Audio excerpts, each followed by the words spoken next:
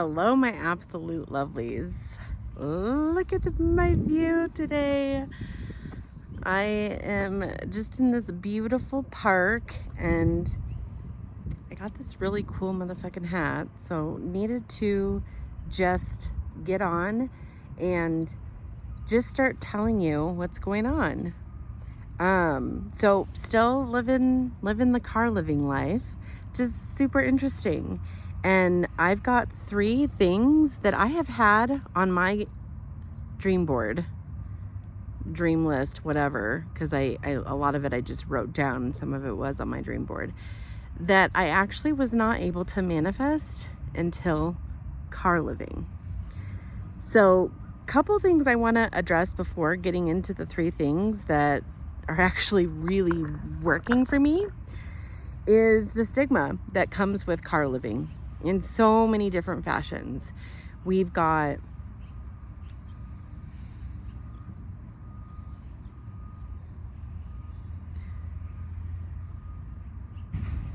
And before we get into that, I want to just say who I am. So my name is Kira.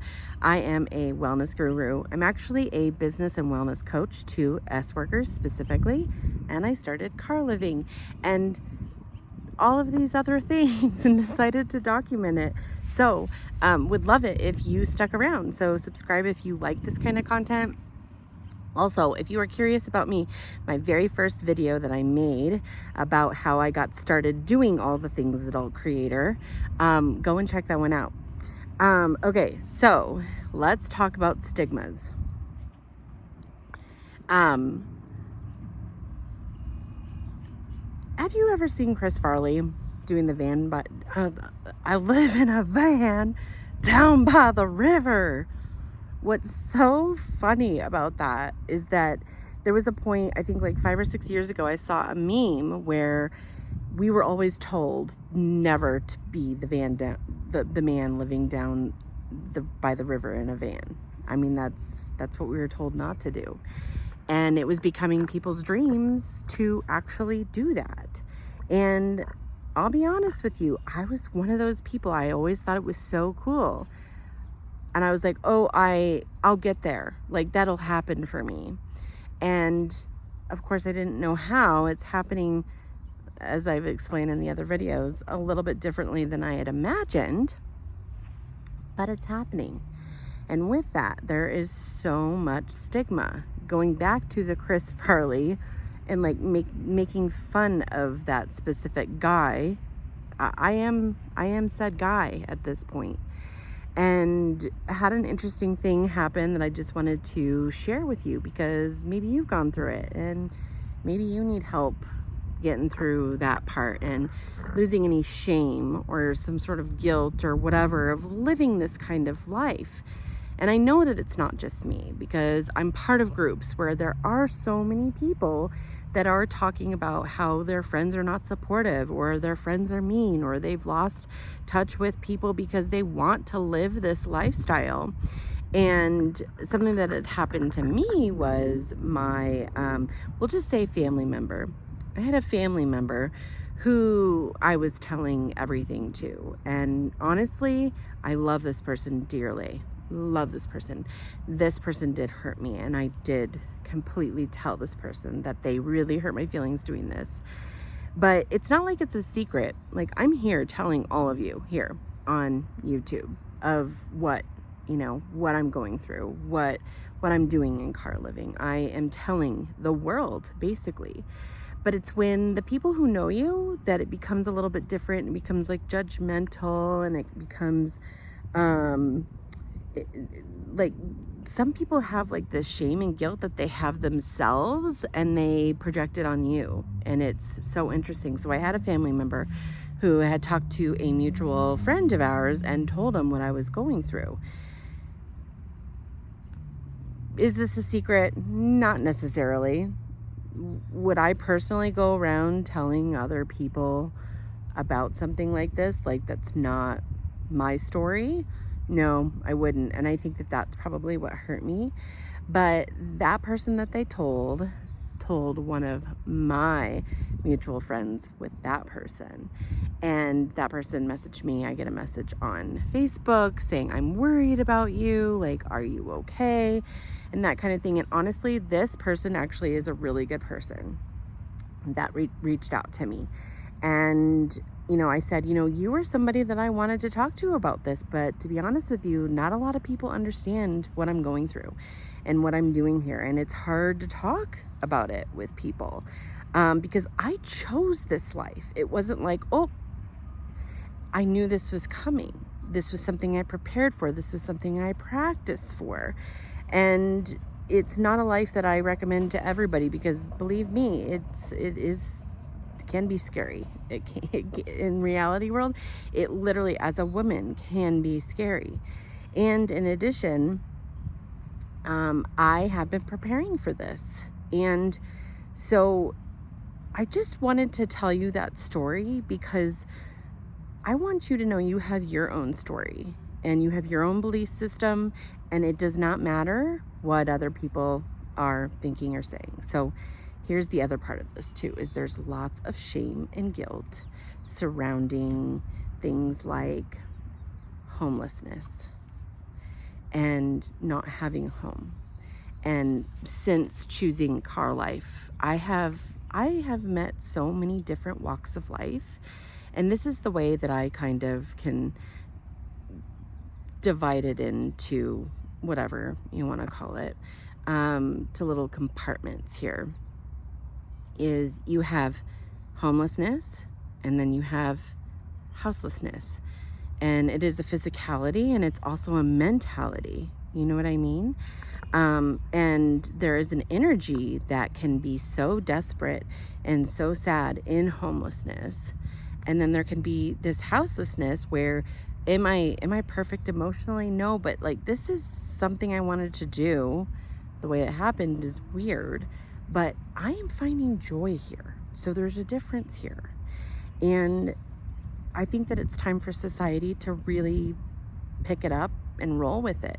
Like allow people to have their own choices and their own life and their own abilities of what they want to do instead of talking shit or making you feel like you're not good enough or whatever. We need to stop. This is a very real thing that's going on right now. The other part of this too is the homelessness mixed with some sort of mental illness or addiction or all these other things that are just so different. And I told my therapist a couple weeks ago is that, I have a spiritual teacher, Abraham Hicks, who says that you cannot know what you want if you don't know what you don't want. And when I first heard that, I was like, wow, did I fully get it? No. As the years have gone on, I've gotten it more and more. And something that I'm really realizing that I do not want is homelessness. It breaks my heart. Homelessness due to financial reasons or to mental illness or to addiction or whatever it is. I don't want that anymore. I want it to be like off the planet. And it took me getting here where I am right now, seeing what I'm seeing to fully understand the homelessness problem that we actually do have. So I want to make that a really very real thing, that even too in my business, like this is something that I'm donating to for the rest of my life. Can I save everybody? No, but I can definitely make my contributions where contributions are due. So now that I'm off my freaking soapbox for the last however many minutes, 8 to 9 minutes, I want to talk about some things that I was actually able to manifest after many years being on my dream board or within my writings. It's 3, and I'm going to talk about them very briefly. The first one is van life. It was on my dream board. Has it happened exactly the way that I thought? No, absolutely not. But I'm living fucking van life. And I'm actually figuring out these ways as I'm saving money to figure out van life and what that looks like for me. I don't know that my son graduates high school in about 8 years. I don't know that full-time van life is coming for me anytime soon, but I'm definitely moving in a place where in the summers I'm gonna be able to do van life, and I'm gonna be able to buy that land and do what I want. That is actually coming really soon. But I had to get here to start being able to construct what that might look like. I had to walk this tightrope here and figure out what it is that I specifically love about van life and what about it that I probably don't like very much, and plan accordingly, because literally I get to create this life that I want. I am creating this life that I want and have desired, and not feeling like I need to be in all the chaos to get it either, which is freaking amazing. Okay, so the second thing is organization. So getting into my car, I got rid of almost every single thing that I owned. I got into my car and got rid of more stuff, and got to a place where it's pretty comfortable in here. There's still things that I feel like maybe I could get rid of, trying to work my brain into that specific thing of what I might need to get rid of. And that, to be honest with you, that is just like, I'm sleeping fine, but I want to sleep even more comfortably in there. And so that's where that kind of thing, that thought process is coming from.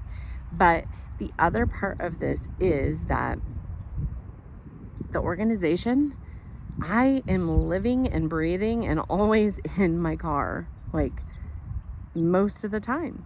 Most of the time I'm in my car, so everything has to be in its place. It's almost like militant in that, when I wake up, I go clean my car, I go pack everything away. It looks amazing. Like sometimes you can tell when people are living in the car. You cannot tell I'm living in the car. It is freaking organized. And to start small like this is exactly what I needed to do to be organized. I never knew that I could be organized like this, ever. And the other thing that I was able to attract in car living, the last one, the third one, this is kind of funny, but a clean car.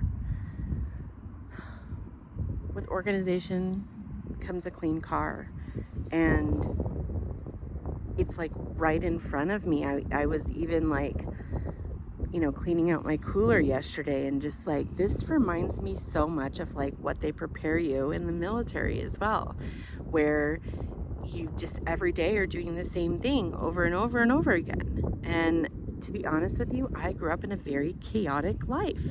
So what was it when I got into adulthood? Chaos. It's always been some sort of chaos. And as I've slowed down more and more, yes, I've become cleaner. Yes, I've become more organized in my physicality and also in my mentality. But being in this spot that I'm in now is the cleanest I have ever lived, the calmest I've ever lived, and the most organized that I have ever lived. And this was all on my vision board.